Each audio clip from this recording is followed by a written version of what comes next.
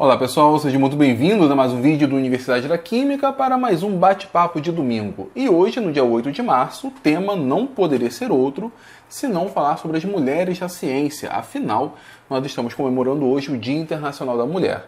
Já deixo de antemão meus parabéns a todas as mulheres que acompanham aqui a Universidade da Química, se estiver inserida na área da química ou não, se estiver inserida na área da ciência ou não. Meus parabéns a todas as mulheres que acompanham o meu trabalho. Bom, quando a gente pensa em mulher na ciência, infelizmente, nós não temos muitos nomes que vêm à nossa mente. Marie Curie, com certeza, é o maior desses nomes, não é para menos. Rosalind Franklin, talvez, mas não são muitos nomes. O que não significa que a ciência não deva muito ao trabalho das mulheres. Pelo contrário, as mulheres participam ativamente na ciência. Hoje, talvez mais, porque esse preconceito está muito menor. Há alguns anos atrás era muito mais difícil para uma mulher enveredar na área científica do que um homem. Era muito complicado para uma mulher fazer uma faculdade, por exemplo. Mas hoje isso já mudou um pouco, já temos alguns avanços, mas ainda não chegamos numa situação plena, né, com as mesmas facilidades como para o homem, por exemplo. Entretanto, o fato de nós não lembrarmos muitos nomes de mulheres na ciência não é porque elas não participaram, é porque simplesmente não ganharam certo status, não ganharam fama. Mas nós devemos muito a elas.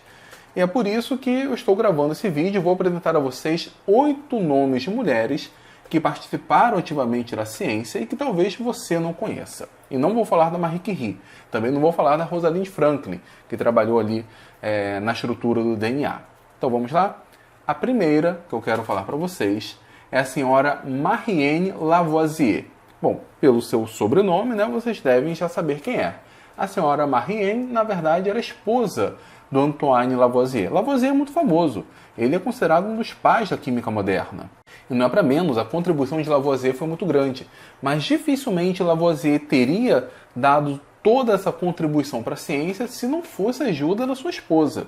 Por exemplo, a comunicação em inglês de Lavoisier era feita sobretudo com o auxílio da Marianne. Ela conhecia inglês, então ela que escrevia as cartas em inglês, ela que traduzia as cartas para ele. Então, muito do desenvolvimento do conhecimento científico de Lavoisier deve-se à senhora Marianne. Eu tenho aqui comigo esse livro fantástico, não sei se vocês têm ele, assim, eu nem sei se está à venda, mas se estiver à venda, eu recomendo que vocês comprem, que é o Tratado Elementar da Química, um dos livros mais fundamentais da química, escrito pelo próprio Lavoisier. Então esse livro aqui é como se fosse um dos prelúdios da química moderna. E como se fosse um apêndice na parte final, olha aqui, tem vários desenhos de não vidrarias, né, mas de utensílios utilizados por Lavoisier. Alguns talvez de vidro, mas não necessariamente todos de vidro. Então aqui nós temos vários desenhos magníficos, são muito bonitos. E esses desenhos aqui foram feitos pela senhora Marianne. Então ela contribuiu muito também para a compreensão desse livro. Dificilmente conseguiríamos compreendê-lo ao máximo se nós não tivéssemos esses desenhos. Então a primeira aqui é a senhora Marianne Lavoisier. A ordem, né, que eu estou escolhendo aqui é aleatória, tá? Não tem a ver com aparecimento histórico, muito menos com importância. Embora a mais antiga aqui da lista é a senhora Marianne Lavoisier. Vocês conhecem o elemento químico rênio? Já trabalharam com um sal de rênio, por exemplo? Ou então, vocês já ouviram falar do processo de fissão nuclear? Né? Outro processo ali nuclear diferente do fusão nuclear? Muito bem, nós devemos o nosso conhecimento nesse respeito também a uma mulher, a senhora Ida Eva Nádak. Já ouviram falar dela? Bom, confesso que eu também nunca ouvi falar, mas sim, temos a grande contribuição dela no processo de fissão nuclear e no auxílio para descobrir um elemento químico da tabela periódica. Isso não é pouca coisa. Marie Curie, por exemplo, descobriu 2 elementos, o polônio e o rádio. A senhora Nádak descobriu o rênio, ou auxiliou na descoberta do rênio. A terceira mulher na nossa lista já tem uma história mais recente, é a senhora Marie Daly, ou Mary Daly, enfim, não sei a pronúncia correta. Ela foi a primeira negra norte-americana a ter um PhD em Química, a ser doutora em Química. Isso em um país que tem um preconceito muito forte, extremamente pesado, ali na metade do século XX, é um feito e tanto. Então, uma mulher negra conseguiu um PhD nos Estados Unidos. E qual foi a sua grande contribuição? Bom, hoje todos nós sabemos que fumar faz mal, e faz muito mal. Assim, é o principal fator de risco para se desenvolver câncer no pulmão. Hoje, quem fuma, fuma porque quer. Ele tem pleno conhecimento de que aquilo faz mal. Só que assim, quem viveu na década de 90, por exemplo, na década de 80, sabia que todo mundo fumava. Basta pegar, por exemplo, uma entrevista no Roda Viva, onde o entrevistado e os entrevistadores, entrevista lá da década de 80, 90, estão fumando. Era completamente aceito. Bom, o trabalho da senhora Daly foi exatamente fazer a correlação entre os malefícios da fumaça do cigarro e os problemas no pulmão, sobretudo o câncer. Bom, isso lá na metade do século XX, durante muito tempo, passaram-se décadas até esse problema ser trazido à tona, ser discutido, e hoje, com certeza, nós vemos que o número de pessoas que fumam acabou diminuindo muito por conta desse conhecimento. Essa consciência de que isso faz mal acabou começando com o trabalho da senhora Daly. Sobre a nossa quarta mulher da ciência. Vocês conhecem o Batman? Óbvio que vocês conhecem. Conhece o Batman da trilogia do Nolan? Eu espero que vocês conheçam, não? Então, Batman Begins, Cavaleiro das Trevas e Cavaleiro das Trevas Ressurge.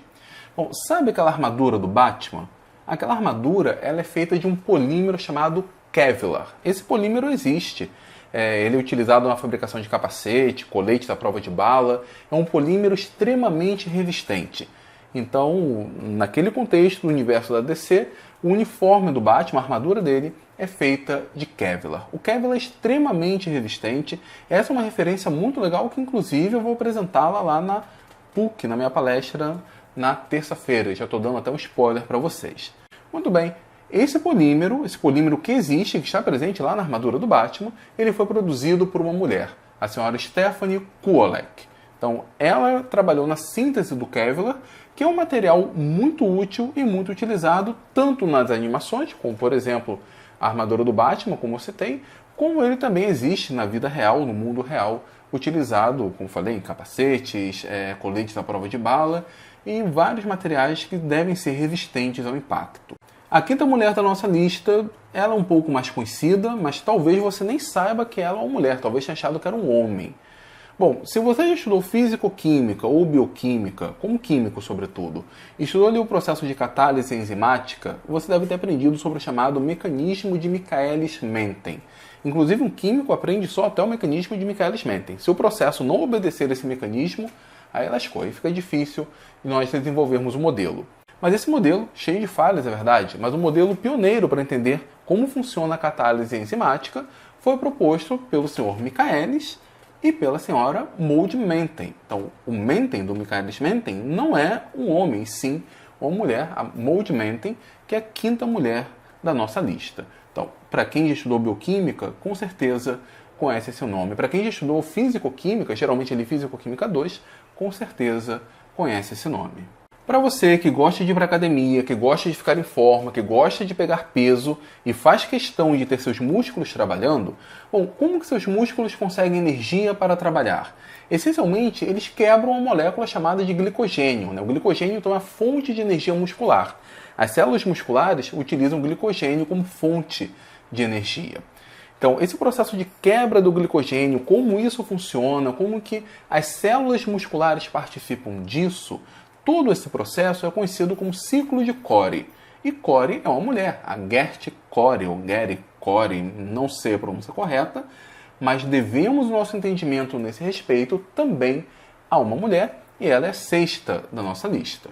Várias mulheres contribuíram para a descoberta de elementos químicos. Já citei aqui a Nadak, a Marie Curie, é outra que contribuiu, mas nós temos um elemento químico que foi descoberto exclusivamente por uma mulher sem auxílio de nenhum homem. Ela sozinha descobriu um elemento químico, que foi o frâncio.